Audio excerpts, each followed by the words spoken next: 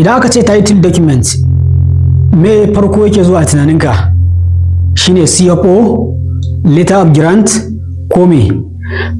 Mutane da yawa suna yin kuskure, suna using din land title da kuma abin da ke title document, amma ba ɗaya bane ba, amma dai tare suke tafiya da juna. Idan aka ce title document, ana nufin dukan wani registerable, acceptable, recognizable document, duk wata takarda da aka yi rubutu ta yarjejeniya ta mallakar wani abu wanda dokar ƙasa ta gane wannan abun, ta yarda da shi, ko an yi rijista da gwamnati ko na mai kama da haka.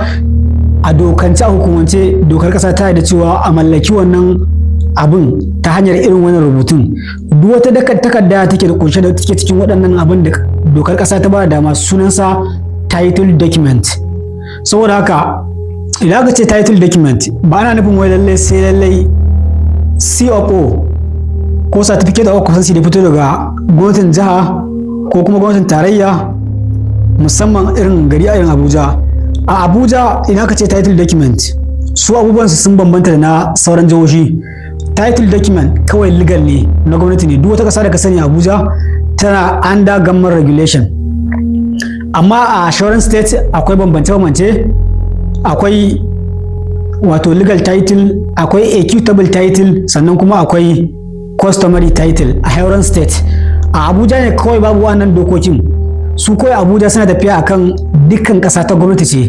Saboda haka da aka ce title document, matukar ba Abuja bane ba, so duk wani document da ya zama sananne, dokar ƙasa ta yarda da shi, wannan document din dagaci ne isa ne ka sai abin ta hannunsa ko da approval ɗinsa, ko kuma siya kai amma dai ba a yi rijista da gwamnati ba, amma dai ka siya a wurin ainihin mai shi wanda shi aka sani a matsayin wato mamallakin wannan abun, ko kuma gwamnati ne ta maka rijista ko kuma ta baka kyautar wannan abun.